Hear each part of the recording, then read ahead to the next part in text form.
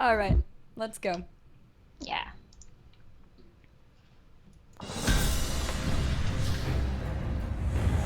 Hello, everybody, and welcome to Wowhead Weekly number 170. I am Annie, also known as Annie Fuchsia. I'm a full-time streamer on Twitch, playing lots and lots of World of Warcraft. I am here, and my co-host for the night and always is the lovely Perculia. Hey everyone, I am the site producer for Wowhead. I oversee the production of everything on the site.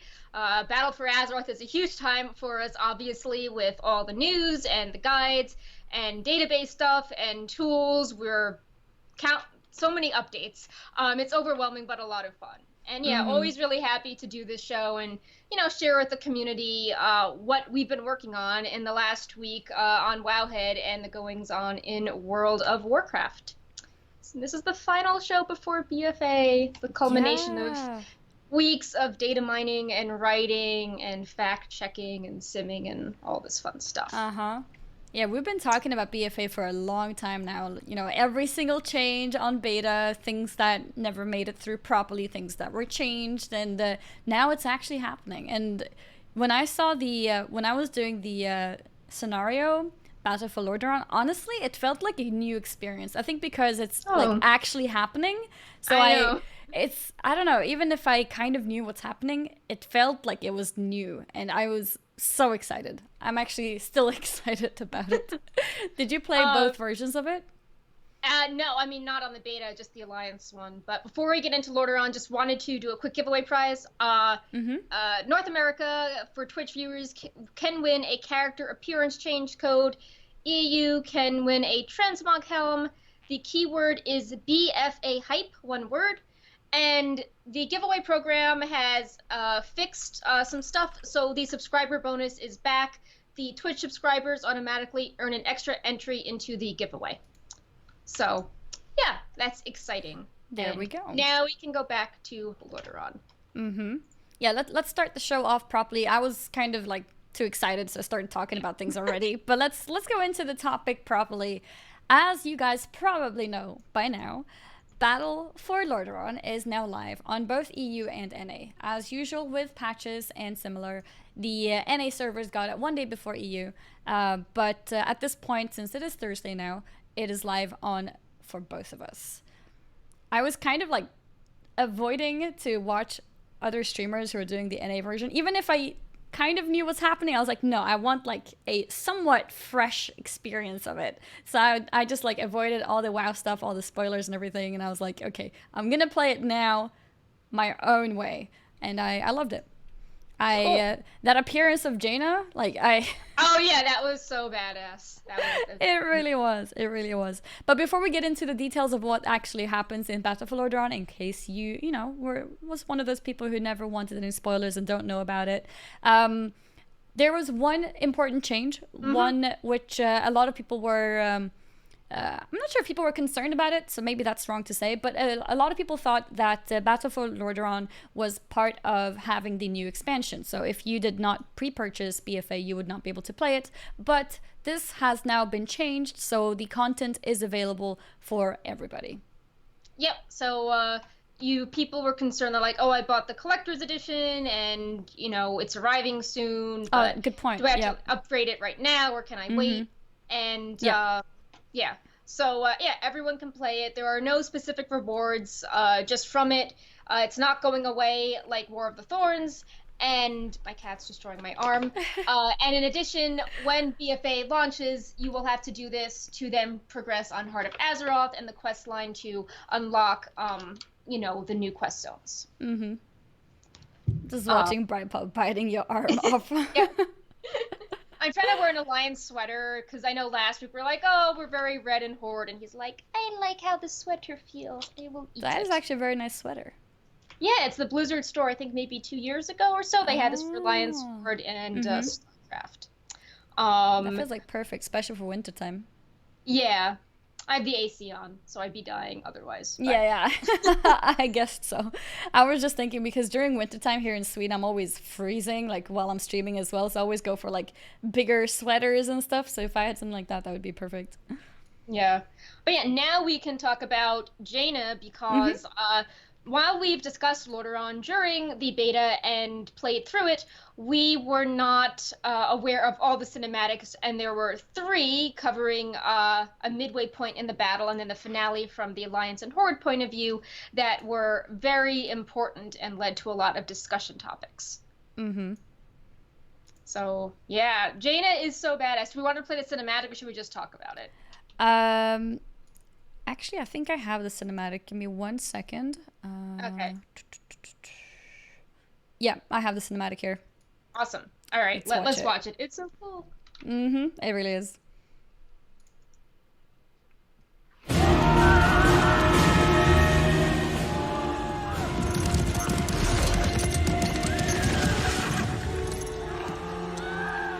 The Blight has broken our ranks!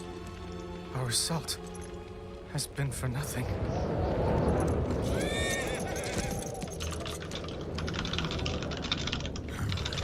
What now?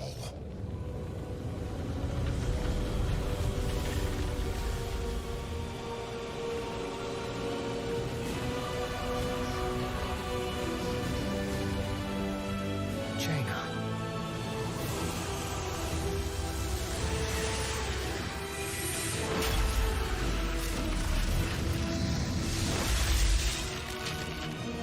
Alliance! Forward!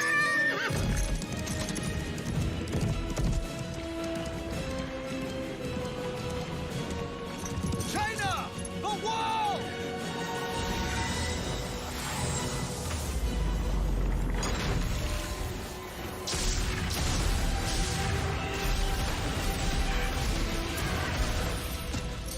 We end this now. All right.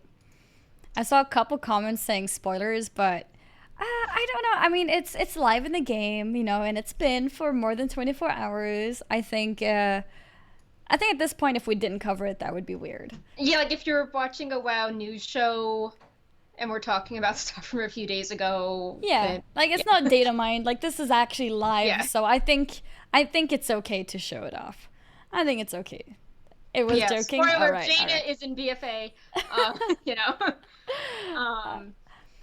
But yeah, I have so two yeah. really sort of 2 angles here. One is that it ties in really well to Warbringers, and the second is kind of like, wow, Jaina's badass, but if she wasn't around, the Alliance would be in a really bad situation. So that kind of makes me nervous. So yeah, She let's carried talk about the whole alliance there. Yeah.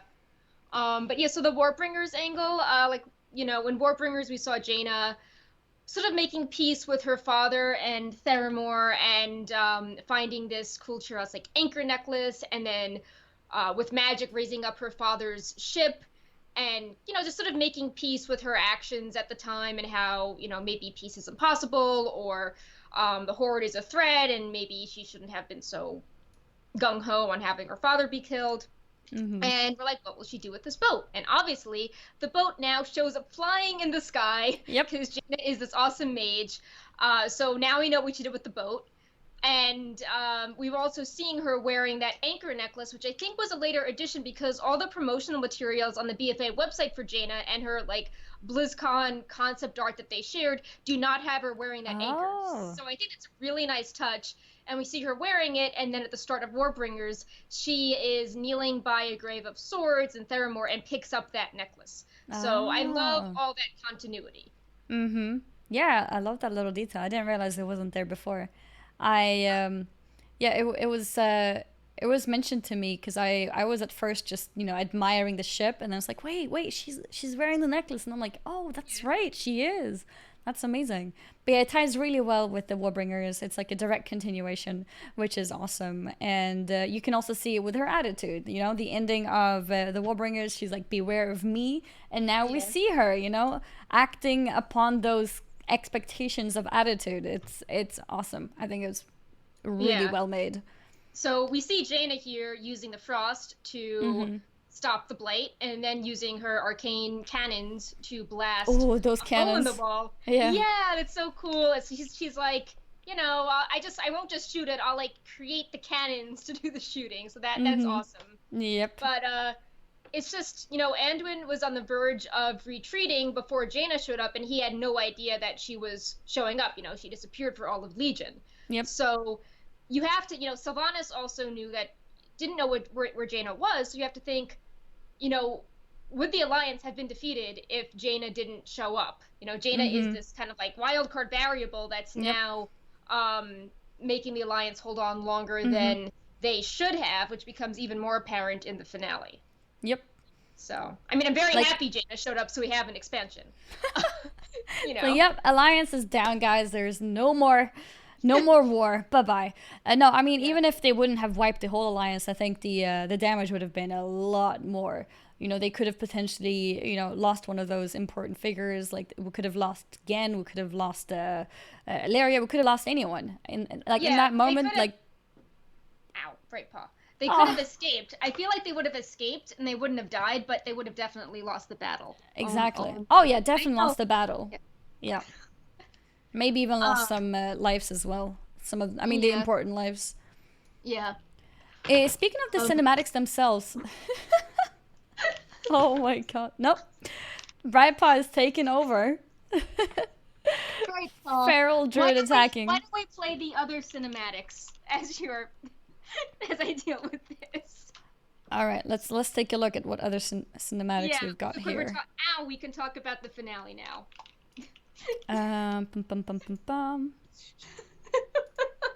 Here, I'll play this. Let's go. Yeah. So now,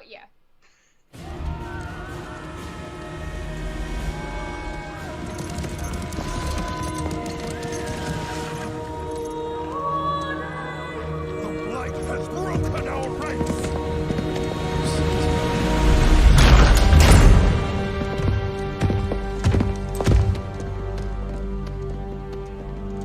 Look at you.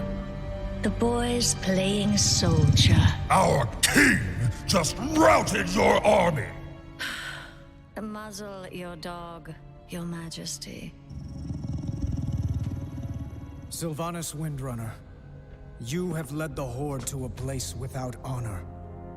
Lordaeron is ours. It's over. Your father would be so proud. Is that his? You've gotten it all bloody. Only one of us wanted this war. You call for peace when it suits you, little lion. But you're quick enough to kill. I should have killed you when last we met. How rude, sister. You're a guest in my home. Your home? You desecrate that throne with your filth! Enough! You put the torch to Teldrassil. But I failed those who burned. I will not make that mistake again. Surrender. Or die.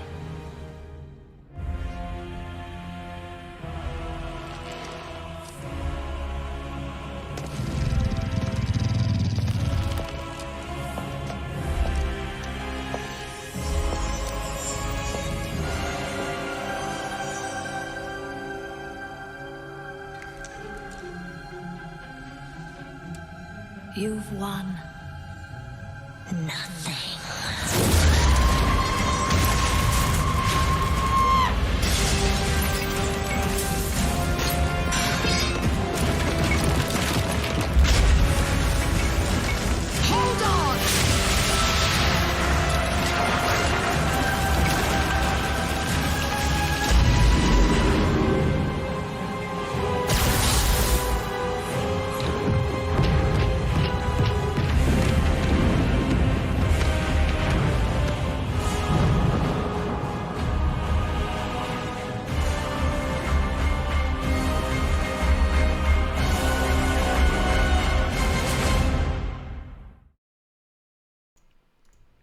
All right. So you may have recognized that as the Alliance version of this cinematic. There is also a Horde version, which are very similar, but the beginning of them actually differ from each other. So let's play that one as well for you guys. Here.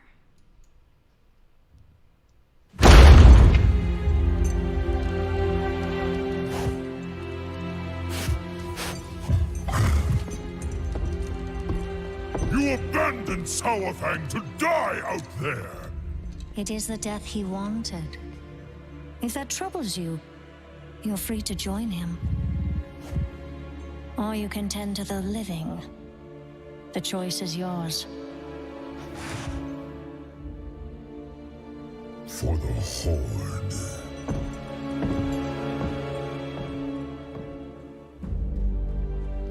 You know what must be done.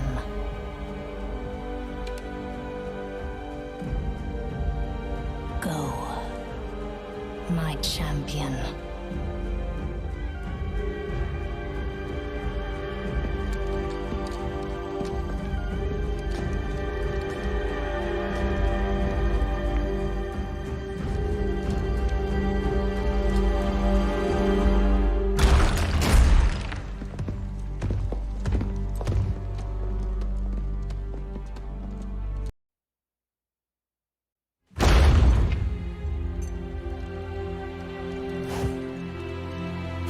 There we go. No. Sorry, guys. I'm messing up my scenes here. Let's go there. There we go. All right. All right, we're back. We're back. Buttons are hard to press sometimes.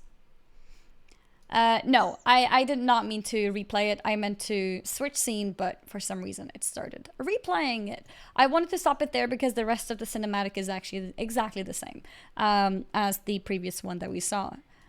So the Horde version. I actually haven't played that part myself. So Perk, do you want to tell us what actually happens there? So, you know, the Horde scenario starts where Bane doesn't know what's going on with the plan, and it looks like Sylvanas has something ominous planned because she is unarmed. She gives her bow to Nathanos, and he looks almost sad or ashamed, like he's looking down at the ground when she tells him what he has to do, and she has to lift his chin up. So she has this evacuation. It's all planned. She wants to lure the Alliance in, and then when the Horde all escapes, buy time to then have Nathanos explode things with the gunship above as she destroys the throne room inside in her Banshee form. And So nobody knows planned. what's going on. Yeah, no, I mean, so she had always backup options. So first she thought the Blight would kill the Alliance, but then Jaina shows up. Then she thought that, well, if I trap them in here as a backup plan, the room will fall on them and they can't escape because of the Blight, but then Jaina, you know, teleports them away. So Sylvanas, I think, was planning on just ending the war completely right here. Like, just no more Alliance leadership, just get everyone killed at once. And, you know, she didn't count on Jaina being able to teleport, and she certainly wouldn't have counted on Jaina to have a flying ghost ship. I think there's like one frame that's different at the end of the Horde one where we actually see like Sylvanas kind of looking down at the destruction, like kind of smiling and smirking, and then she looks up and she's surprised when she sees the boat with Anduin on it. So yeah, and it explains why she's so like nonchalant and moving slowly, because she wants to make sure the Horde ship gets into position, and how she doesn't really care what's being said because, you know, like, she seems very relaxed for someone that's about to die, and obviously she had a plan. Yeah. And I love all the little details, like Illyria looks up and maybe the Void is telling her, like, she'll escape, like, move away from the ceiling, or like maybe she has too many voices, so she's just like, you know, she just sort of gets overwhelmed. But I think it's because Illyria knows that Sylvanas is crafty and thinks that something is up. And speaking of, you go on and then I'll go with my question. Okay. And the other thing was, you know, Jaina's off with her ghost ship. I don't think she knew about Teldrassil, because when Anduin talks about the burning, Jaina has this look of shock and kind of an eye roll on her face.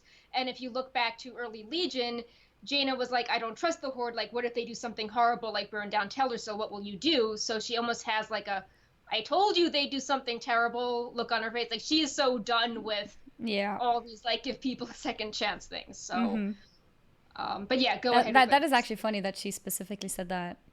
Yeah. But yeah, my question was, so I was thinking, speaking of Illyria, so the comic that we saw where the sisters were talking to each other, when is that supposed to be? I think that's after they find Azerite, but, you know, like, I think definitely before the storm, like right after maybe the epilogue and celebration. Okay. But So it's building kind of off a long that, time ago in that case. Well, yeah, not like a maybe long a few time, but months. yeah. Yeah. Okay. Sylvanas definitely sounds more evil here. Like, I couldn't picture the events of the comics being said in the snarky tone of the cinematic. Like, it definitely Yeah, seems like exactly. she's like ramping up more since Yeah. that comic. Mm-hmm. And the Larry was also like straight to the point of like, not wanting her to live basically. Right. And yeah, it felt very different from the comic where they were, trying to get along somewhat. Right. But yeah. It's funny though. Lyria is fine admitting that, like, I wanted to kill you, and Sylvanas Yeah. actually was like about to do it with organizing soldiers, and still hasn't revealed that. Yep. Lyria's trying to be all badass, and Sylvanas is like, oh well, actually, Yeah. I had this all set up. I actually had a plan. Like cute but yeah, little Jaina, sister. Yeah. Jaina is like really saving the Alliance here. So like, if I was the She Alliance, really I'd be is. concerned that like Jaina, who they didn't count on at first, basically saved the Alliance in 2 places now. So like, if anything happens to Jaina, this seems pretty bad for the Alliance. And spoilers, we already know of one more example where she kind of heroically saves the Alliance in another way in early BFA. Which we will not mention now. Hashtag spoilers. Yeah. One thing I wanted to highlight, though, was Sylvanas, is obviously very clever. She won Teldrassil. This ended in a stalemate where, arguably the Alliance lost lots of forces while her leaders were safe. But we've been seeing, even with Teldrassil, how she underestimates how the living think. Like, she underestimated how Gen would react to wanting to save Teldrassil. She underestimated Sourfang. And all of her leaders, and the last shot of all of them, they're sort of like, this is awkward. We don't know what's going on. And Sourfang's defected. He's now in a prison. Vayne seems upset. Nathanos even seems hesitant.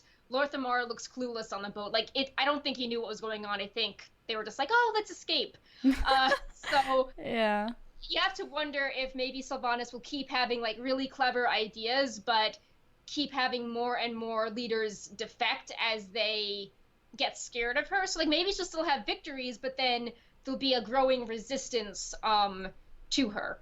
Because that is another thing as well. You mentioned victories, and she is succeeding with what she's doing, which is scary. It is scary. It's also like losing support internally. Like, there's a lot of questions.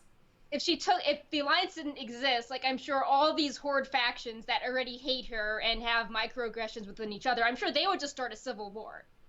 Like, we're the orcs. I am expecting some kind of expecting some kind of conflict within the Horde itself, because not everybody agrees with her, and her decisions have been very, very extreme. And even if it means that, the Horde is now stronger because, taking down Teldrassil or whatever else that she wanted to do, there's still question of, for example, from Sourfang's point of view, there's a question of honor. There's always questions of how you do things. And I think this... I'm looking forward to see what kind of conflict this will be, how important this conflict will be, and how split the leaders will be within the Horde itself. Yeah, which brings us to our next discussion point, which was highlighting some parallels between Sylvanas and Arthas, and maybe how this isn't really about uniting the Horde, but kind of using the Horde to get more power and do something more sinister or related to a mission of undeath. So one thing we noticed, and lots of others noticed, was that Blizzard deliberately tried to make the cinematic of Anduin walking into the throne room like Arthas in the Warcraft 3 cinematic killing his father. And I think you're going to pull up some similar screenshots of that. I'm showing the screenshot here of when they're walking in. You can see the similarity is very, very clear. Maybe not completely convinced by one picture. I'll show you guys a couple others as well. We have this one too, which shows the in the throne room itself, the angle, just looking over the shoulder of the person sitting in the throne itself, with the people there in the middle. There's some other pictures too. I've got one more to show you guys here. This one here from the outside. There's some very, very similar perspectives here in the art itself. It's obviously been updated to today's graphics, and it's obviously using the characters of today, but it's very interesting that they made this kind of what would you call it, like a flashback? Yeah, like it's like a throwback. It's a deliberate, like a throwback. Yeah. And we've already seen other parallels made to Sylvanas and Arthas, for example, in Warbringers, how she is, we first see her trying to be heroic and fight Arthas, and then that ends badly, so then she inflicts that same pain on Lordaeron, who is the heroic, young night elf commander that's forced to see Teldrassil die. Like, she has to be, like, extremely petty and cruel in death. She can't just, let the elf die. They even look kind of similar with, they're kind of a practical-looking armor in the cinematics. And she said herself, right? I think I read a quote. Yeah. It was, she let them talk. Before her was an elf who was dying for her people. She rather reminded Sylvanas of herself. Yep. Like, so she reminded Sylvanas of herself. Like, that makes it very clear that it is a kind of indirect reference to herself when she's younger. Yeah. So or in the past. Why is she having all these parallels, and where could that go? Like, is Sylvanas, like, she was very unsatisfied by the death of Arthas. Like, she felt he didn't have a purpose. She tried throwing herself off of Icecrown and killing herself, but all that was left for her in Wrath of the Lich King, which is basically this, like, eternity of torment. So then she took the Valkyr's help and came back to, undeath life. So it's like, where could this go in the future? And I just want to draw attention to what could be an ulterior motive. In the novella, she says, Elune had intervened. Perhaps she had even stayed Sarafang's killing blow, and she wouldn't be the only force beyond the Alliance to oppose Sylvanas' true objective. Sylvanas' anger grew cold. She had known this would happen. It had simply come sooner than expected. That was all. So, what is a force that's not the Alliance or Elune that would be upset with her real motive behind Teldrassil? So then you have to start thinking, like, does she want to be Arthas? Like, is she sort of going down his path but adding his twist on everything? First how she's killing an elf and then set something ablaze, and then how there's a throne room confrontation, but she obliterates the throne room that, Arthas had, strong memories to. It seems like she's sort of trying to reinvent herself in all these situations. And then I started doing some digging in Chronicles, and I was like, why was Sylvanas so agreeable and helping defeat the Burning Legion, and now all of a sudden she's, like, warmongering? And there's actually evidence in Chronicle. So the Burning Legion and the Void hated the Lich King, and Arthas was doing things to undermine the Burning Legion even when they were initially working together. So it's like, you think if Sylvanas wanted to do something to strengthen undeath, it's like, oh yeah, like, the Burning Legion hates the undead, let's conveniently get them out of the way. So it makes sense. Yeah, Illidan was fighting the original Lich King. Wow, like, that's so convenient that now he's, like, off in the sky, locked up with Sargeras. Like, it's like, okay, the Burning Legion is a threat to her goal, let's just get them all out of the way, and now maybe the Void is her, remaining enemy. And maybe the Void is the force that doesn't like what Sylvanas is doing. Like, if Sylvanas wants to have an army of undead or usurp the Lich King, because she already has Valkyr, and now she'll just have endless undead. Arthas was raising undead. There was that quest in Icecrown showing how that happens. Sylvanas is raising corpses in the battle for Lordaeron. Yep. There's lots of parallels. So it's like, does she just want to get the Alliance out of the way, turn all the Horde into undead, and then take over the Lich King, and then she'll be satisfied that she's, like, obliterated Arthas's entire legacy? She was always for her people. Like, she was always for the Forsaken, which was kind of alarming for some people in the first place, why she was war chief. But this is scary. Like, is she gonna continue in these steps? Like, are we gonna see a new Lich Queen, or, like, what is going to happen? The Void hates what's it called? the undead. And just a quick quote from it. So this is what they explained in Chronicle. It was, a world ruled by the undead would have no more injustice, no more wars, no more mortal flaws. Perhaps most importantly to the Lich King, he believed his Scourge would be far more capable of defending Azeroth against the threats that would try to conquer it. So they think they're doing good. Yeah. Neither the demons nor the power of the void would rest until they control the void. Control the world. A fractured world, constantly beset by skirmishes between the Alliance and the Horde, simply would not be prepared for another incursion. So it's like, gee, Sylvanas is talking about not wanting to constantly have skirmishes between the Alliance and the Horde, and we learned in Warbringers that she's super angry and bitter about her death at the hands of Arthas, you know, how she tried being heroic and, like, she totally failed, and now she's been punished, and it's like, gee, well, if everyone was undead, we wouldn't have the Alliance versus the Horde fighting, there wouldn't be injustice, we wouldn't have wars. That sounds kind of similar to what she wants. Wow. Yeah, what if her first target is now the Alliance, since the Legion is gone? And then once the Alliance is gone, then she'll go against everyone in Horde who goes against her. Yeah, well, the first target's the Burning Legion. They're out of the way. Second target's the Alliance. Get them out of the way. And then third is the Horde. Yeah. Yeah. Wow. That's scary. Oh, yeah, and even this part. Once they were under his will, the rest of the world would fall in a war of attrition. But the Lich King first needed to lure these champions into his clutches. And that sounds like Sylvanas luring the Alliance into the throne room, as well as, where is it? Oh yeah, as well as Sylvanas talking about the war in the first place and saying, like, after Teldrassil, the Alliance will argue, and then, like, we'll splinter them off and we'll win the war of attrition. It's like, this sounds the same. Like, take the Alliance leader, you know, take the leaders out, lure them in, and then we can take over the fragments that remain. So there's lots of parallels there, which is really scary. It is really scary, and like just the idea of raising from the dead itself, like like she did with the Blight. You know, she killed and raised her own people too. Like she has already done that in small scale, right? So why wouldn't she? Or why would she stop herself from doing it in bigger scales within the Horde? They'd be more agreeable. Like, Sourfang is opposing her. What if Sourfang was a mindless undead? Like, yeah, more Sourfang arguing with her. Yep.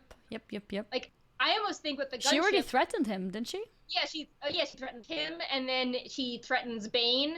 She's like, oh, like, you should stay alive to, like, take care of the living, like, unless you don't want to. And I almost think that when she was looking down in the gunship and seeing the Blight, I was almost wondering if she was going to fly back down or something to be like, oh, now I can go raise Anduin as an undead. And then she looks up and she's like, oh, he's still alive. Yeah.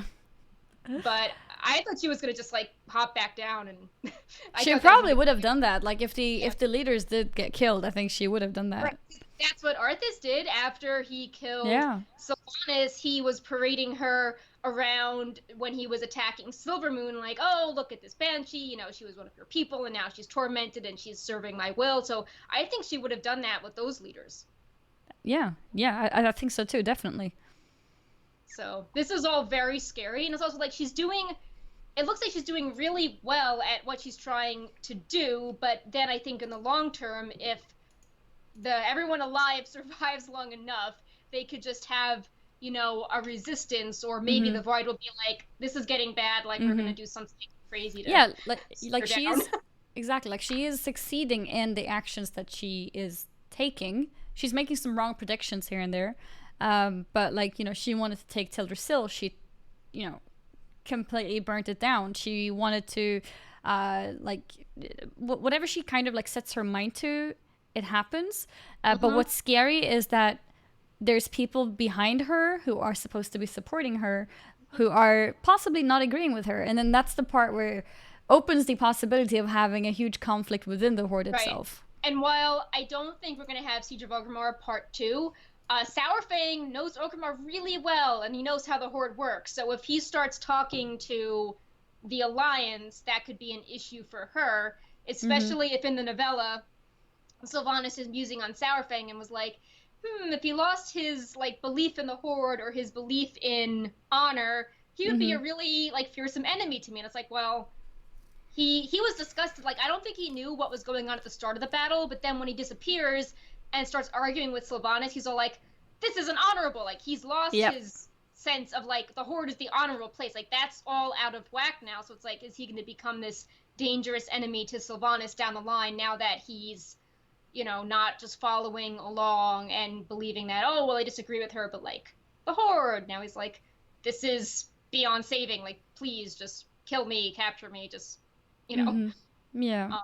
Which is a good transition into Old Soldier, which is, it's really interesting. This came out right after Wowhead Weekly last week. I remember. And I remember at the time, it really pumped up everyone for like the true Horde. But after seeing Lordaeron, it makes, like, I think in the moment, it's meant to be motivational and show that there are still like honorable members of the Horde. But it's just, it's so sad knowing that Sourfang gets motivated to like fight for the Horde, and then Sylvanas does something like horrible again, or, you know, like Zappy Boy's idealistic, and then like, oh look, like Sylvanas is being horrible. Like, it just shows how much she is at odds with the honor of others in the Horde. So I don't know if we want to watch the whole thing, like into the other cinematics, and then discuss it. Let's see, how long is it? I think we could watch it. Okay, yeah, you had it highlighted. It's a really good cinematic, so let's go for it. Yeah. Let's go for it. Old Soldier.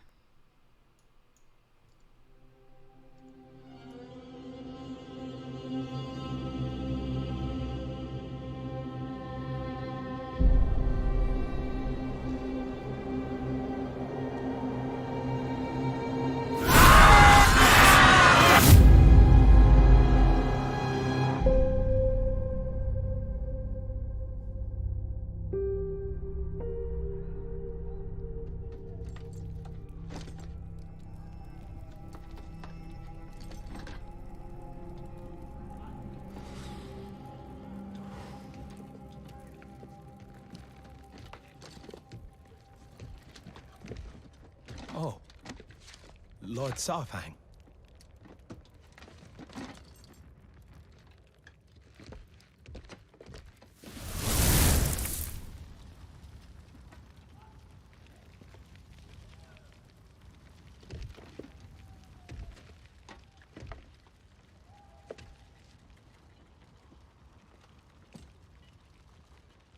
How many do you think? Too many.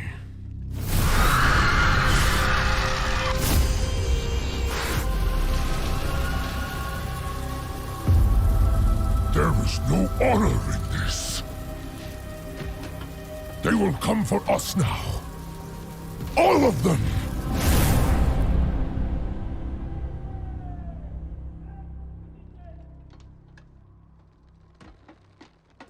My father, Hikazi. He fought with you in the Third War.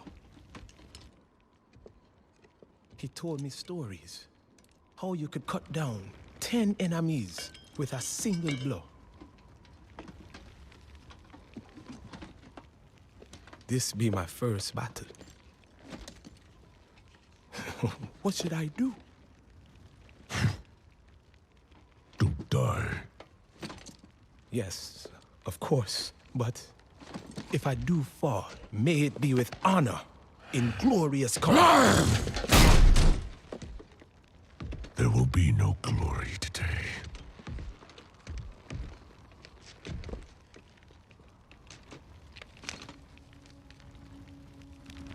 Only pain.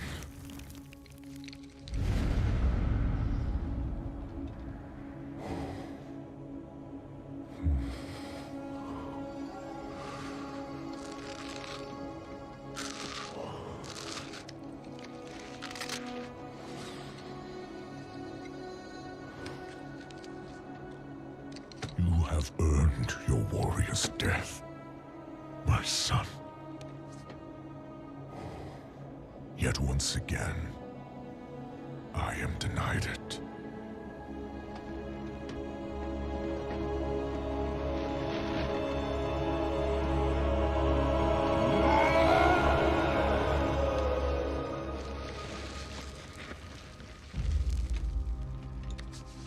you doing?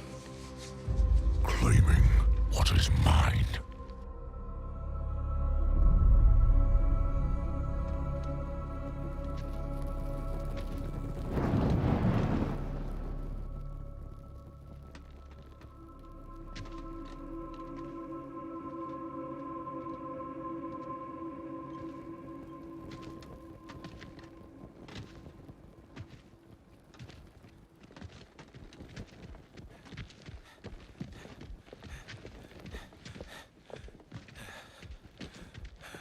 Go back.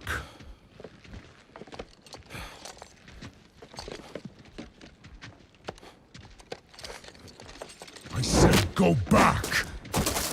Live another day. Go back to your father. I can't. He's dead. The Horde. It's all we have. So, you know me. Is that it? What I've seen? What I've done?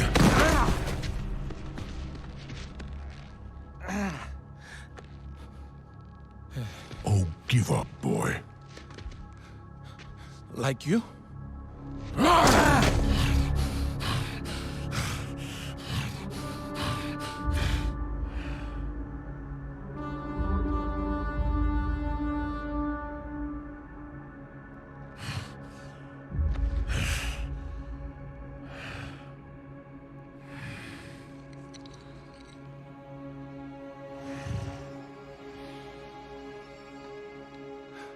Live another day.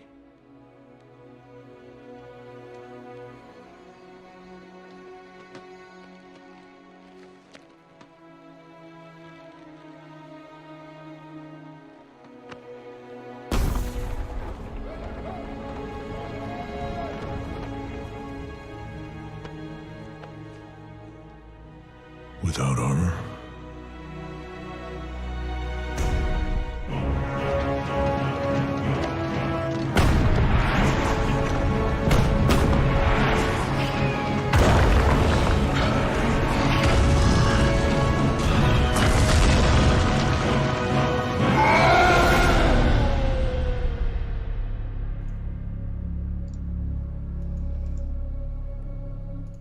Whew. Well, there it Yeah. is. Yeah. Feels even now, even though it's like, I don't know, my 10th time of watching it. Yeah.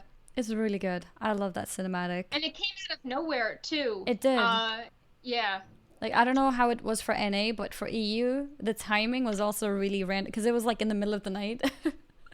So it was. It was at Joy, which is, a convention obviously in Asia, so even it was a weird time for us, it was meant to be concealed. So Blizzard kept a really good secret, and it wasn't like, oh, we know there's something coming on Sylvanas. It's just like, bam, out of the blue. Sourfang. Yep. It was really good. It's funny because before that, there were lots and lots of tweets from Horde people being like, I'm so disappointed in my faction. I'm so sorry, guys. Right. And then this one came, and then everybody's like, Saurfang, my war chief. Yeah. Everybody was so proud of it. Well, maybe not everybody, but a lot of people were. And understandably so. I mean, even me watching it as an Alliance player, I'm like, wow, like, this is cool. Saurfang is awesome. Yeah, and Zappy Boy, I mean, being the Zappy first Boy. We actually see in a cinematic, and how, like, maybe he represents, like, the new generation of Horde that's, like, idealistic, and it isn't really caught up in, like, faction leader politics, and he just, like, wants to fight for the Horde because he doesn't have a father, and Saurfang no longer has his son. And you also want to understand the depth of Saurfang. A lot of people were like, why didn't the Horde leaders do anything? Why did they just agree? And you can see that he actually was very upset with Sylvanas, and he's super conflicted about, participating in Lordaeron. Like, he's about to just walk off and be killed by the Alliance. We had just talked about it because last week's show, we had watched the Warbringers, and we were like, this is so weird. Like, why didn't Saurfang say anything? And then a few hours later, the cinematic came out, and then it's like, oh, okay. Right. He got his own screen time. That's why. Yeah, I mean, I'm a little sad that so far Teldrassil, which was, very sad for the Night Elves, it's just been seen through the perspective of, like, Sylvanas' pain and, like, Sourfang's pain. It's like, well, can we see how the Alliance or the Night Elves are reacting, Yeah, to I think we this only have important moment? Delaren's face, right? And that's it. Yeah. Which was so, in a Warbringer for Sylvanas. Right. So I still would like there to be a little more Alliance or Night Elf attention. Mm-hmm. Like Vol'jin got his funeral pyre, and Varian was the subject of, his death. It wasn't like framed by a backstory on Gul'dan and how he became powerful. So I would still like to see that. But this was a very powerful cinematic. It was also interesting how it wasn't all like fighting and loud noises and heroic actions. Like, it's very dark, it's very quiet, it's very slow paced, and it has a really strong emotional payoff, which I think hurts even more. Like, Sourfang is doubting the honor of the Horde. He then, reconnects, is motivated thanks to Zappy Boy retrieving his son's pendant from the fire, and then he gets his hopes up. He's looking forward to defending the honor of the Horde, and then he learns that Sylvanas is raising Blight and has all these canisters to kill the Alliance, and that just sort of destroys him again. Yep. And it's really sad. Like, your life is like, oh, Zappy Boy, he's so pure. He helps Sourfang, and this is not a complaint against Zappy Boy. I think he's super endearing, but I think it's just so sad how, like, Zappy Boy doesn't know any of this. He wants to fight for an honorable Horde, and he does not know what's going on, what Sylvanas has planned. It's just really sad how, like, he has, like, this amazing attitude, but is in he's like, the Horde is all we have. place. Yeah. So I hope we see more of him. It's just really sad how, like, he tries so hard to save Sourfang and show him, like, what is right and fighting for, and then it's like, well, actually, it was not honorable. Like, you just feel so bad for both of them. Indeed. So. But it is a very interesting contrast there with how Saurfang was basically giving up. Well, not giving up maybe, but, going towards having an honorable death rather than be with the Horde at that point. And his mind is changed. Can you phrase it like that? He changes his mind, comes back, wants to fight for the Horde, and then witnesses the Blight. And now he's been captured by the Alliance, and the question is, what next? Yeah. What is he going to decide to do now? Like, is he going to be convinced again that it's okay and that the Horde will be okay? Or is he done with Sylvanas now? Like, what's going to happen next? Right. Or is he going to, like, stew in his cell and do nothing? Or is he going to actively try to push back against her? I think it would be interesting if someone like, Bane, who was actually friends with Anduin, and before the storm we learned that Bane is going along with things because Sylvanas is going to blackmail him and reveal that he was in touch with Anduin if he doesn't, basically. So you sort of wonder if at some point he'll be like, I can't take this, like, I'm going to peace out and join Anduin, and then Sourfang will be like, oh god, like, I'm learning from myself, stuff's even worse, maybe I should take a stand. Yeah. But yeah, really amazing cinematic. I can't wait to see more of him. I hope Zappy Boy isn't dead. We know he doesn't die in the Lordaeron cinematic, but I think it would be interesting to have him continue as, like, a young, idealistic member of the Horde, especially because we're getting all these Zandalari troll culture storylines. It'd be cool to, just get some more dark spear love, especially because, Vol'jin is, now deceased. It would be interesting to be reminded of the troll race that we are more familiar with in World of Warcraft, as opposed to just hearing about the newer troll race. Yeah, and the cinematic itself, how gorgeous it looked, how well it was made. I was mind blown. It was so beautiful. It was so graphic too with the Night Elves. You're just like, oh my god! Like, it was super uncomfortable. Not like uncomfortable meaning like, I think it was good showing how much he's tormented by this and how like this was really not okay. I know some people were confused and they thought, oh, like, surely all of our characters, we all, like, raided Darnassus and rescued every single elf in 3 minutes. It wasn't just you. It was like, hundreds of Alliance helping, and it's like, no, like, this was bad. Like, people died in this. Yep. So I think seeing those flashbacks just show how bad it was. It wasn't like this was bad, but the Alliance all survived. It's like, no, this was bad. Yep, it was really bad. I know a lot of people were excited. I know I was like, oh, this looks amazing. You know, maybe they should just do another movie and make it all CGI. But people pointed out like that would be very, very expensive. Right. But we have it's kind of had, so like, cool though. We've almost had a TV episode worth of stuff so far between all these. Yeah, I mean, even this Old cinematics. Soldiers cinematic was pretty long. It's not a Yes. short, like, half a minute thing. So if we've got the Warbringers, Sourfang, and then these 2 or 3 cinematics with Lordaeron, that's like a little TV episode already. Mm-hmm. That would be really cool if they would do episodes, like a TV episode, to cover things that are happening. Yeah. Before we move on to War of the Thorns, I just wanted to just say that we had a post covering all the Zappy Boy memes because everyone was like super excited about that. And like people were like very like thrilled. They were doing all sorts of things. They were like recreating his dialogue in game. And an interesting note was that people thought Zappy Boy was in the Seething Shore artwork, and he was at the start, and then he got removed, and people were sad. Yeah. But it's I remember that. interesting when you learn where he says this will be his first battle, because it makes sense that he's not fighting at the Seething Shore then. So I think that's actually a cool detail, going back and learning about that. Oh, that's a good point.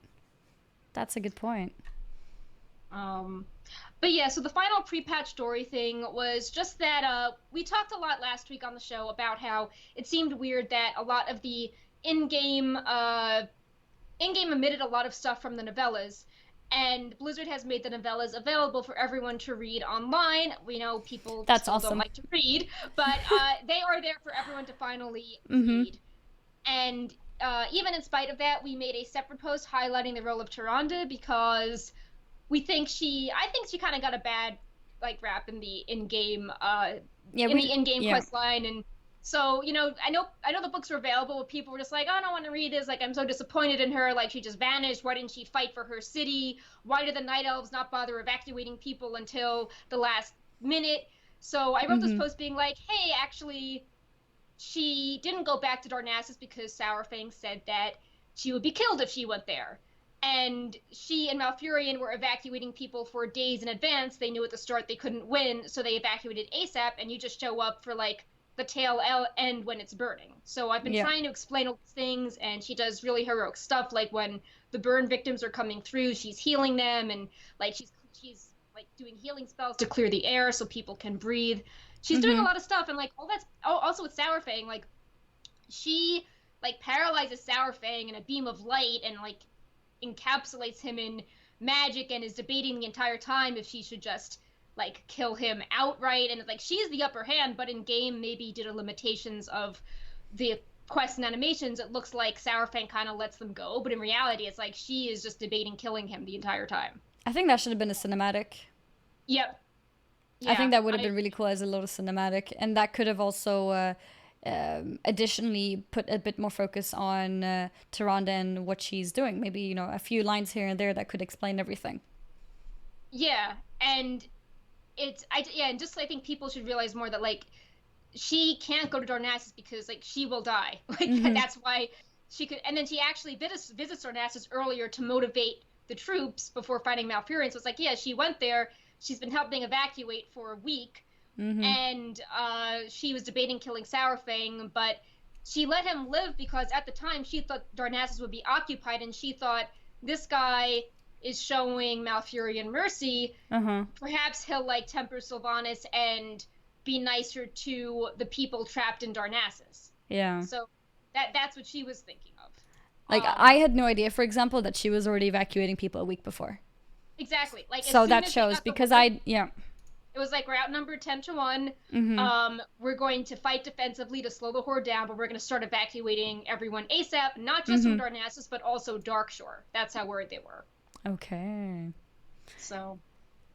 Yeah, I think Tyrande should have been given a little bit more screen time in the game. Yeah. So that people who don't read everything off game also get an idea of what is happening. I think especially with these important figures. Yeah, I know there's not a lot of Night Elf lore in early Battle for Azeroth, so I hope it's not just like, oh, okay, like, we're gonna learn about Kulturas and Zandalar, and, like, remember that cool Sylvanas cinematic, and the cool, like, Janus cinematic, and the cool Sourfang cinematic, so I hope it's not just, like, brushed aside. hopefully with their increased storytelling team, they've been doing a better job at pursuing multiple threads at once. So I'm hoping, I know in the past people would say, oh, like Blizzard is only telling like one story at a time, so maybe we'll get some more like enhanced storytelling. So maybe if we're questing in Culturas, we'll still have like a short story or something being like, back at home, this is what the Night Elves are thinking about. I hope it just doesn't like die and lie dormant for a year though. Yeah. That would be sad.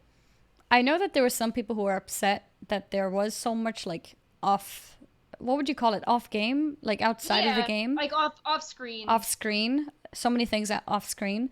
But I think it's cool to be given more details off screen. I think it gives more depth for people who are interested in reading. But like the things that we mentioned slightly, a bit more reasoning behind, or a bit more explaining behind Sylvanas' way of thinking with the Teldrassil burning could have helped. And I think also, like we mentioned with Tyrande, a little bit more on that as well could have given a bit more better perspective. Because in the game itself, it's all black and white, and Tyrande just got upset because of what Delaran said and therefore just decided to burn the tree. Like that's all you got from that. And then with the texts that you can read outside of the game, you realize that there's actually a lot more to it. So I think it's cool to have all these details and more reading outside of the game, but I think important actions should be given a bit more background in the game itself. Yeah, like I'm cool. I didn't need to know that Sourfang was the last member of the Horde to leave the burning of Teldrassil. Like I didn't exactly. need to, it's a really cool thing to read about, but it doesn't have to be right. like clear in the game. And it makes sense when you have the cinematic and here is later quest dialogue. But something like, oh, the Night Elves are actually evacuating a week in advance, I think is important, because a lot it people were like, oh, the Night Elves were so arrogant, they thought they'd win, and then they didn't, so it's their fault that everyone burned. And it's like, no, they were actually, it's just really hard to evacuate an entire country, in a week. Yeah, exactly. And if you want to learn more, these novellas are now available online, Elegy, and A Good War. So the rest of the show, we have some like general BFA announcements and just some general guide updates on Wowhead. So Blizzard's been clarifying some things. It's common sense, but I was still confused. So Mythic Zero will be available August 14th US, August 15th Europe. Mythic Plus, though, is not until September 4th. And Warfronts, we were more confused on this. So Warfronts are not available at launch. They still don't say when they're coming, but they did say that they're like, oh, it's coming with the more higher end things like Mythic Plus and Raid. So we assume that is going to be September 4th as well. Right. Yeah. And they are saying that the Horde players will start off with the contributions so they can get Honor Bound rep and Artifact power. And then the Alliance players will get the first faction to kill the world boss Doom's Howl for eye level 370 loot. And also, yeah. Go ahead. I was going to say that since the Horde can get the Honor Bound rep, that's needed for things like the Mag'har Orcs, so they might get a little boost in unlocking that allied race. And speaking of Mythic Zero, a lot of people were confused about these dates because they were like, oh, it's available on the 14th for NA, but hey, that's the same day as the expansion. Like, what is going on? The expansion is actually out for people in NA on the 13th. It might be a little bit confusing, but it is 13 afternoon / evening kind of. And for EU, it is the 13th at midnight, which technically is the 14th. So that is the official time that it starts. And Mythic Zero will be available after the server maintenance on both regions. So for NA, it is usually, I assume, around 9 a.m. on Tuesdays. Yeah. So 9 a.m. 8 a.m. Tuesday. Pacific. Yeah. Or 8 a.m. So at that time, after the maintenance, you will get the Mythic Zero, and the same with EU. After our regular weekly maintenance on Wednesdays, the Mythic Zero will be available straight after that. And I guess that's because I think it's probably to not complicate the whole chest thing, giving loot, because then it would stress people out, to make sure that they level all the way to 120, make sure that they complete the Mythic Zero, to make sure that they get some kind of reward from that before the reset. So they're just going to make sure that they do it after the reset to make things like less complicated and less pressure on time for people. Yeah. It would be weird if you power leveled and you like did a marathon were really unhealthy. Yeah. Like, oh, if I leveled right before, like I can do one more dungeon. Yeah. Exactly. Yeah. So I think they just want to keep it clean and keep it for after instead, which I think makes sense. I think it's okay. Yeah. Another point of news, which is more of a fun little thing, are the BFA Snapchat filters. I don't know about you guys. I tried it on my Snapchat, and for some reason it doesn't work for me. I couldn't find them. I don't know why. I don't know if it's You have to activate a special code. Oh, is that it? Okay. Yeah, I have the code linked in the Wowhead guide. I've seen lots of posts in my timeline anyways, so I know exactly what's going on, but it was just funny that I couldn't make it work for myself. I'm like, I want to be a Void Elf. So basically, if you haven't checked it out, these Snapchat filters are available for most people, except me, and you can turn into an orc or a Void Elf and send it to your friends. You can flip the camera around, and then Sylvanas and Anduin will be running around on your screen, and you can tap on them, and a little damage number will pop up. Oh yeah, I think I saw you do that actually with your cat, right? With Brightpaw. Yeah, he's just sort of staring at this like, yeah, what's going on? What is going on? But I to Snapchat in the Wowhead article because I'm like, I don't know what I'm doing. I'm just opening up like memories and save things, and like, how do I save? And like, now my phone is rapidly losing battery. What do I do? So if you want to be a Void Elf and you don't like Snapchat, I have a little like how to use Snapchat guide. It was really cute. I was reading about the Snapchat news, and it's like how to use Snapchat, and I was like, oh, that's actually a good point. Not everybody may know. I remember I hated Snapchat at the beginning because the navigating was just so weird for me. Like, how am I automatically on my camera? Like, I expected some other kind of home screen and then go into the camera, but no, it's like, this is the main page. It's like, when you tap on the circle, it just takes the picture, and you're like, how do I open the filters? Oh, I need to, like, tap somewhere not on the circle, then tap on the circle to activate the lens, and I'm just... Yeah, I can imagine it being confusing for people who are using it the first time. And if you want to save it, you have to like give your camera access to Snapchat, or else you're not going to be able to save it. So lots of confusing things. Yeah, I need to check out that thing. You said it's a specific code that I may need? Yeah, so you have to go to the Snapchat code page, and then you have to take a picture of the code, and then it will unlock the filter for an hour. Oh, okay. Good to know. Moving on, we've got some guides that we'd like to highlight for you guys that might be interesting and relevant for the new expansion. There's a new Azeroth Finder tool. Do you want to talk about this one, Perk? Do you want to tell us what this does? What is it used for?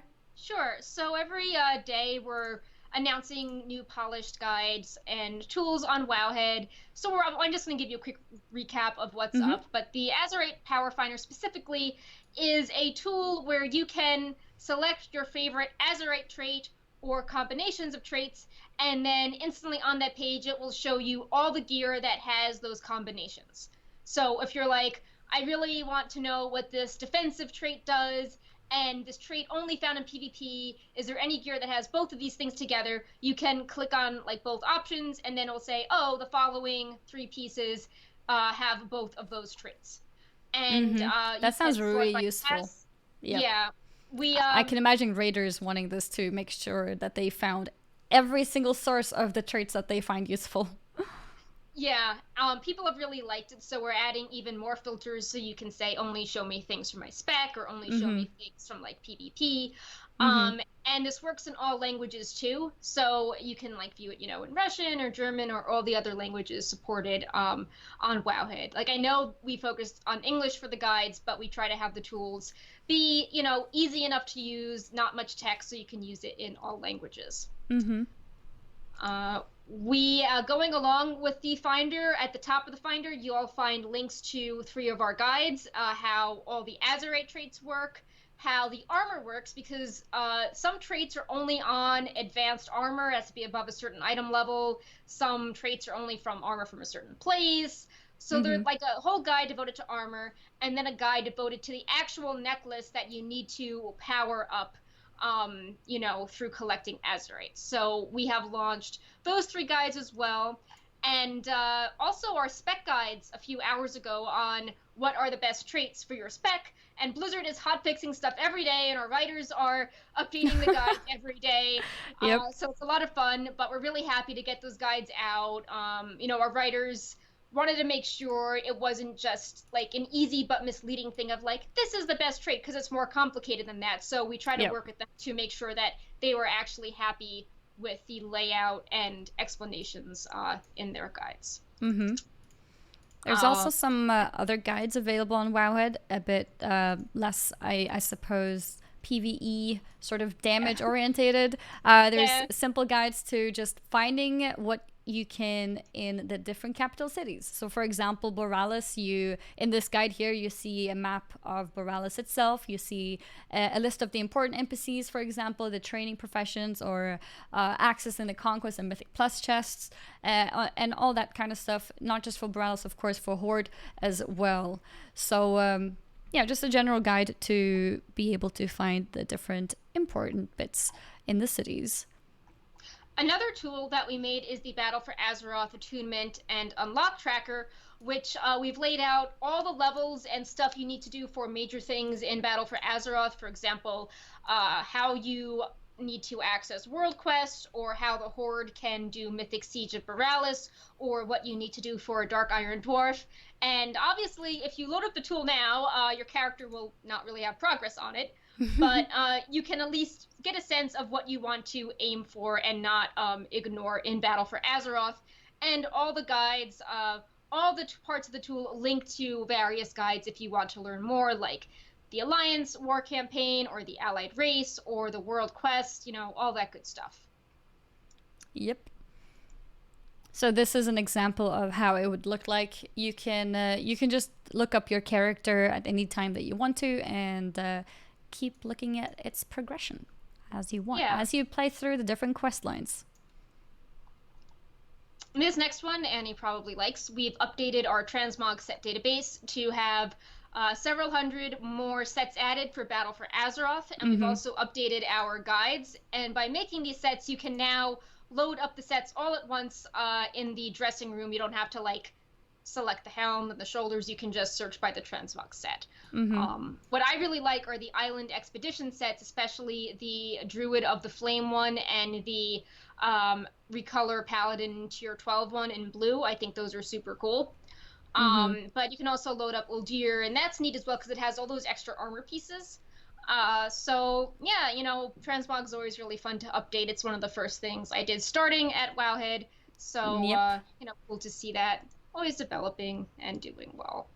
And I didn't know about the transmog pages properly. So on this link here, if you click, obviously you can see this little preview that I'm showing on screen now of examples of some new ones that are coming.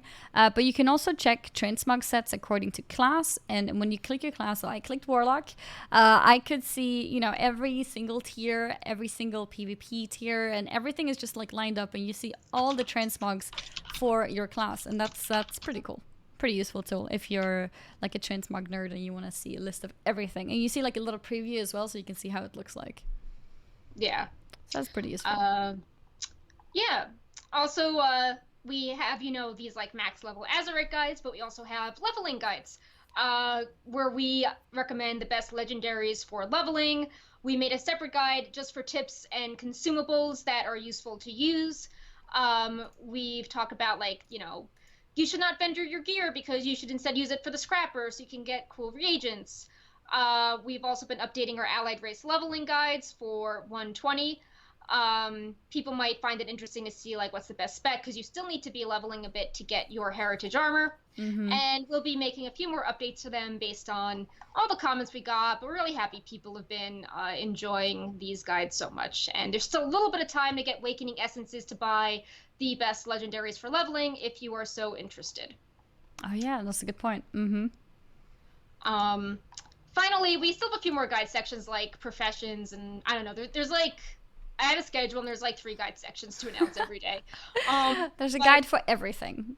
Yeah. One really cool thing Wowhead put together was a compilation of Burning of Teldrassil fan art. You know, there's obviously been like all the Zappy Boy memes, or people making light of Teldrassil by, you know, posting memes about it. But we also saw a lot of serious fan art of characters, their own characters reacting to the conflict, both Alliance and Horde. So we wanted to make a place to, you know, show the grief and sorrow of that. And we put out a call for artwork, and we got a lot of amazing, really touching suggestions. I'm not sure if this one's part of the slideshow, but I think I'm showing a bunch of them now. The one that affected me the most was by Epoch Straws, and it's about the Nightsaber that's trying to awaken the fallen Sentinel, and it's just so sad. I'm not sure if I got that one. By who? Epoch Straws. I'm putting it into the notes if you want to link that.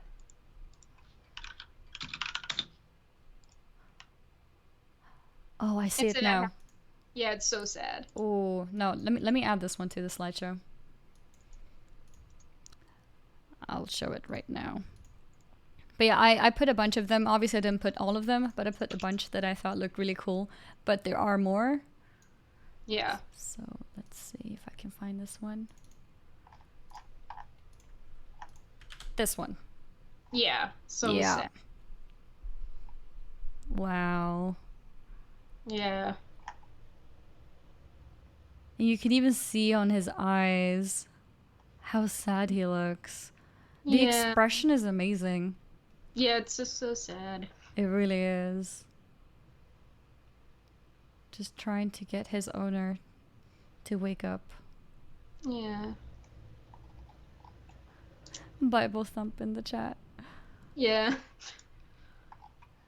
But yeah, no, there's a lot of these arts were really powerful and really, really nicely drawn as well. Yeah. Some really amazing artists out there. Yeah, it was also, I just think it's so special how the community decided to react by drawing their characters with the art. Like, it's very personal. Like, people wanted to show, like, they felt very strongly about, like, their character was there and it had this reaction. It wasn't just, you know, showing the grief of the tree. It's like, this is my character and I'm so affected that the first place I saw when I logged into World of Warcraft is destroyed. So, you know, that was really fascinating. I think it's really nice that you guys put it together. Yeah, I just, you know, I play a Night Elf, and I felt, you know, I thought Teldrassil deserved something serious where we could just sort of unite the community and showcase the people that felt really sad about it, and just give it, you know, more of a proper tribute, collecting we didn't get reactions. We didn't get a cinematic, so we get this. Yeah. A little I still step. want a cinematic, but yeah. Yeah. Yeah. Maybe it'll still happen. Maybe as a flashback. Yeah. Later. Or, you know, maybe when the initial storyline's over and they go back to, you know, Malfurion has to, you know, get better at some point. So maybe we'll get that once he, you know, his part of the story is back. Maybe from his point of view, indeed. Yeah. So yeah. I think that about covers the direct things that are related to gaming, but we do have some Blizzard news in general. You guys may have heard of it. In case not, the Diablo announcement, which is an announcement that something will be announced. Which is a big deal, as it is a big deal because not much has happened lately. Yeah, like last BlizzCon, did they even have a? I don't think they had a. No, they didn't have a booth. It was so sad. Right? It was really sad. The they're not part of the collector's edition either. So Yeah, like I was afraid that maybe Diablo's just gonna like completely die. Like they've kind of like given up on it. But this gives Diablo fans a bit of hope. For yeah, sure. so it's like, are we getting Diablo 4? Is Diablo moving to another platform? Is there another class that we can play? So something is up with Diablo. And they're mentioning also specifically that there's multiple projects going on, not just one. Not so everything would be announced this year, but something will be out of all these projects. I think they mentioned a date for one of the first announcements. Yeah, I think BlizzCon they said was going to be. Was it BlizzCon? Okay. Yeah, I think so. Okay. But yeah, I think that's really interesting because I know that there's a lot of Diablo fans out there who have been really sad about how Diablo, seemingly outside of the game and their communities themselves, feels dead. Like not much is going on, and I think this will give some hope back. I remember when D3 just came out, and there was a lot of disappointed people because of how the auction house and how gearing worked and how overtuned a lot of the NPCs were, and just lots and lots of problems. But they it took some time, but they did fix all of those things, or at least most of it. And the game actually became a lot cleaner, a lot better in many, many ways with the new expansion. But the interest seems to not have grown that much. Yeah. So it's like, yes, Blizzard fixed most, if not everything, that most of the complaints were about.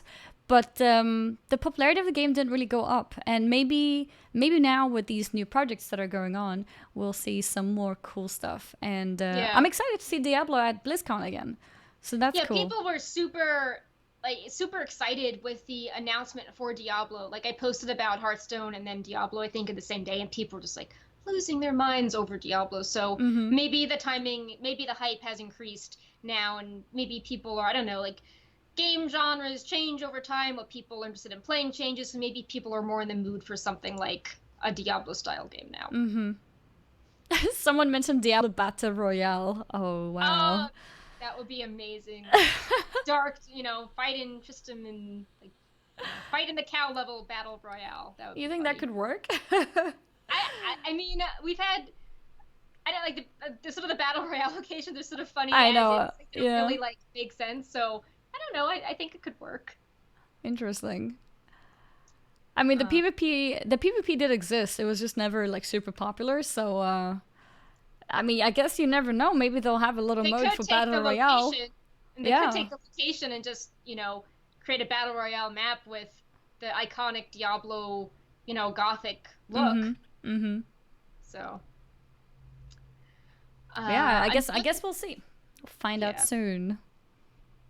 Another interesting thing was, I think last week we covered how there was a edition of Celebrity D&D with Terry Crews playing a Mag'har orc, and how they were, going on this adventure on the island expedition to capture the Azerite. And Matthew Mercer released the character sheets where he was really making an effort to take the WoW classes and specs and adapt them to D&D. So, for example, for the Mag'har Orc character sheet, in-game, there's a racial where Ancestral Call gives you a 15-second stat buff, and then the buffs are named after various Draenor clans. But in D&D, he interpreted this as a bonus action, you gain +1 to hit and damage until the end of your next turn. And he did that for a Goblin Shaman, Human Priest, the Mag'har Warrior, Undead Mage, Void Elf, and Dwarf Paladin. And it's really cool to see how the abilities from WoW are turned into this other genre. And people are like, oh, this is so cool. I wish Blizzard would do this official, version of D&D for WoW. Oh, that would be so cool. I've actually, I've never actually played D&D. Oh wow! So but I have seen. Yeah, I have been considering to try to do something on stream with viewers as well. Yeah. And I think now seeing this has also inspired me to maybe I should go back to that project. Because I've seen and heard a lot about it, but I've just never played it myself. Maybe this will inspire you. So. Yeah, definitely. Yeah, and another off WoW news is Hearthstone. You guys may have or may not have heard of the Boomsday project, which is now live in Hearthstone. And Hearthstone is also, another Blizzard game which uses a lot of characters in the World of Warcraft universe, which makes it always very fun to read about. Yeah, and WoW, it has a sister site, Hearthstone Top Decks, which has tons of deck guides. And I know everyone's really busy with BFA, but if you played in Burning Crusade, you might find this expansion interesting, as it's all about like Area 52 and weird scientists and Dr. Boom and Netherstorm. So kind of like that sci-fi aspect of the expansion is really taken to extremes in Hearthstone. And I think it might have been a part of the pre-purchase only. I'm not sure if it's still available, but they also had an extra skin for Warlocks available. Yeah, Mecha Jiraxis. Yeah, that was really cool too. Do you know if it's still available or if it was only part of the pre-purchase? Sure. Yeah, I'm not sure either. Yeah, Warcraft University. University slipped out of my mouth.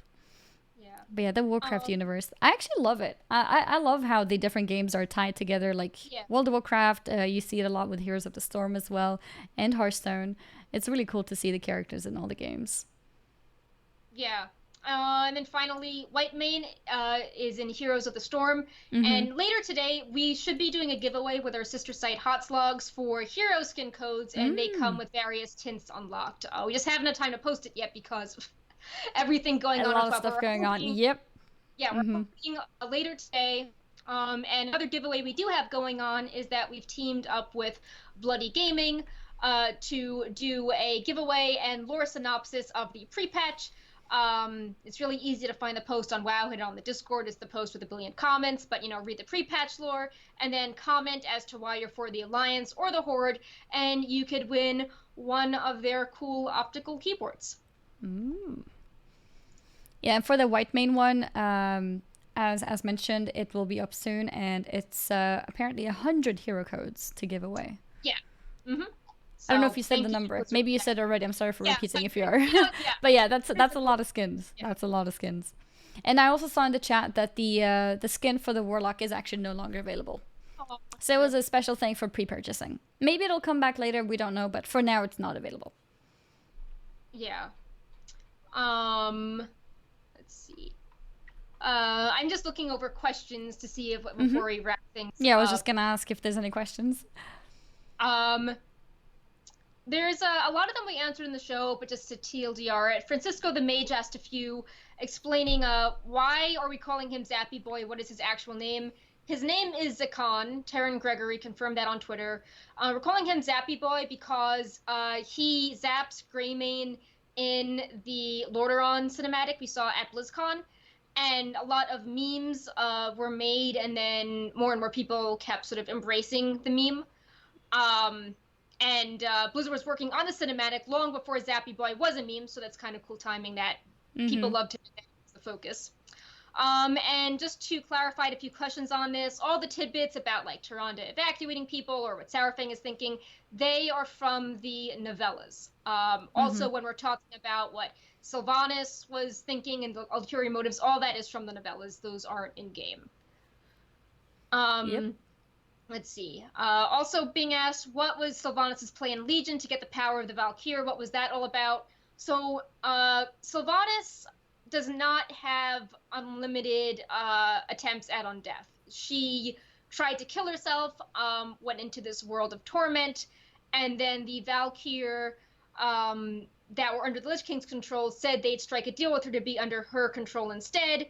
And if she is then killed again, they sacrifice their life to bring her back to life. So some of them sacrificed themselves when she was resurrected in Ice Crown. More of them sacrificed herself when she was shot in Silver Pine Forest.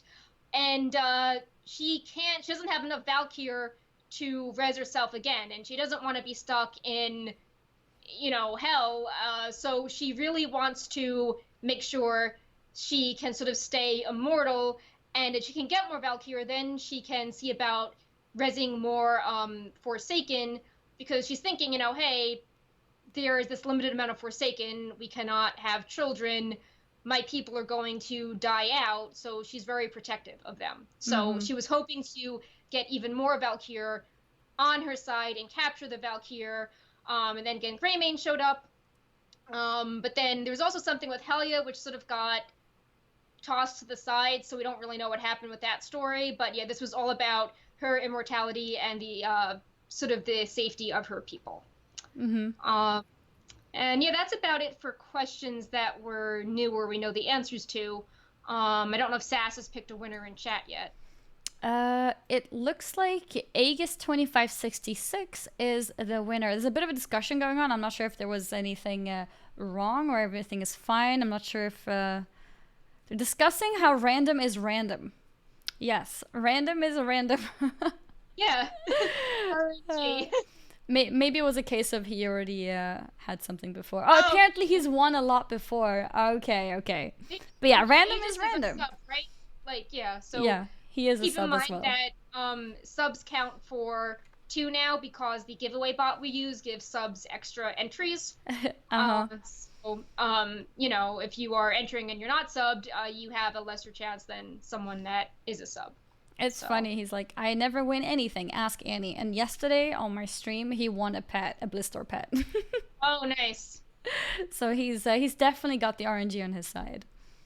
Yeah, I mean, I also see Aegis, you know, in chat a lot talking. Yeah, he's so very active. In your face. Yeah, and he helps us a lot with everything as well.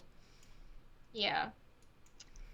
But yeah, I think that pretty much covers the everything that we specifically wanted to mention. We can also remind you all that there is a Wowhead shop in case you didn't know about it. Here is some examples of some of the things that you can find there. The black t-shirt is a bit dark. There you go. A red one. Some examples of some t-shirts. You can get some mugs. You can get phone cases. All sorts of stuff available in the Wowhead shop. Maybe we can get a link to it in the chat as well. That would be awesome. Yeah. There we go. Perfect. Thank you, Sass. But yeah, hoodies, t-shirts, tank tops, all sorts of stuff. And this is a way of supporting Wowhead. In addition to all the other options of, you know, being subscribed or following the stream or, you know, checking out the different guides and checking out Wowhead in general. And this is a way for you to support and also actually get something like, you know, something physical, something to use in your daily life. We will also have pins and plushies coming soon.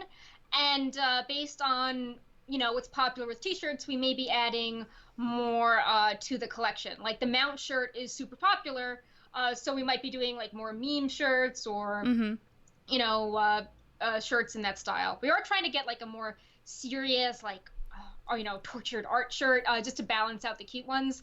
So we are taking some feedback into account. But yeah, it seems that people really like the mount ones, so we're gonna try to do more, you know, topical stuff. Like it's probably too late now, but you know, something like, you know, Zappy Boy or like Sourfing with that Zappy shoulders. Boy shirt. Yeah. So, you know, we want to do more stuff like that. If people are memeing about something, try to, you know, do something in that vein. So it's something you actually want to wear outside, not like, I'm a billboard for Wowhead. Here's the logo in 20 different colors.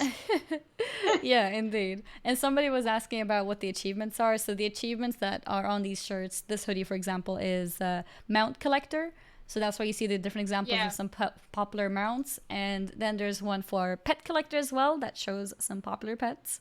So if you are a collector, then those shirts might interest you. And also you can get that same design on like a cup as well, which is really cute, actually.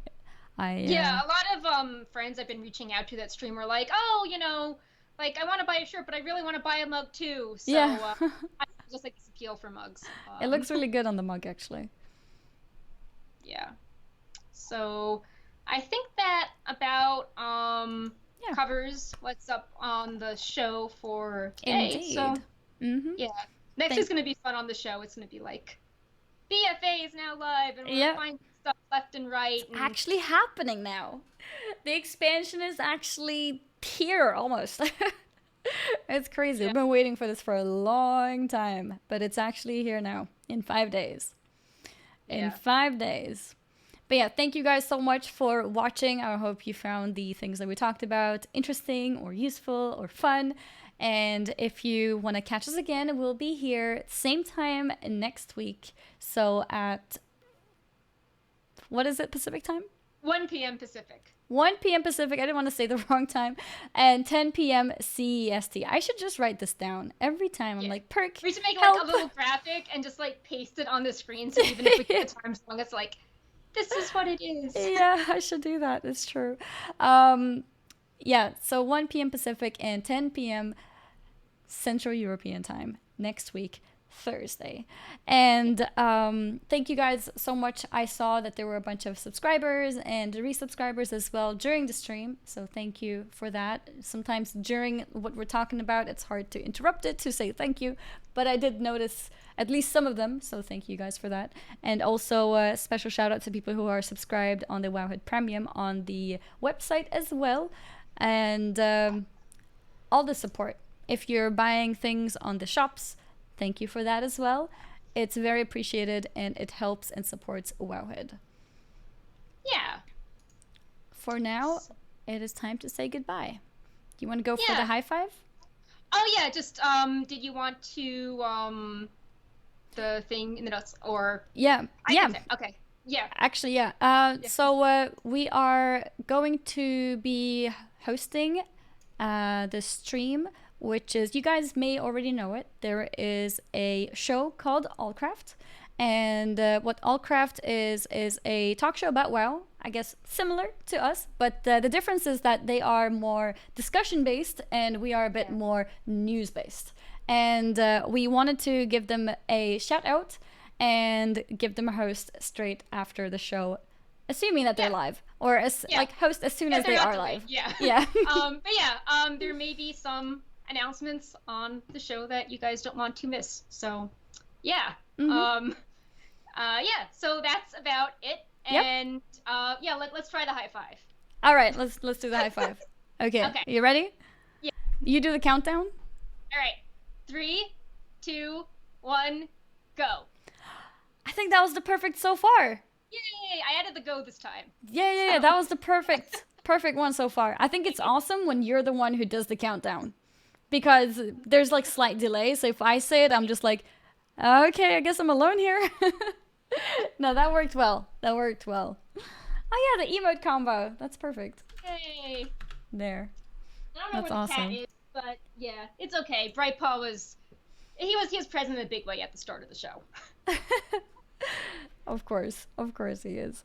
No clap sound. Okay, we need sound effects next time. Oh, we forgot about that. Yep. Yeah. And then we can be like, why does it sound so like thunder? But yeah, Allcraft is indeed on Hotta's channel, and if you're unsure about where it is exactly, don't worry, you won't be lost, because we will host it here as soon as it is live. So until next time, take care everybody. Thank you again for all the support, and enjoy your adventures in World of Warcraft. Yeah, next time, see you in BFA. See you at level 120. Yes, exactly. Power leveling. Bye-bye, everybody.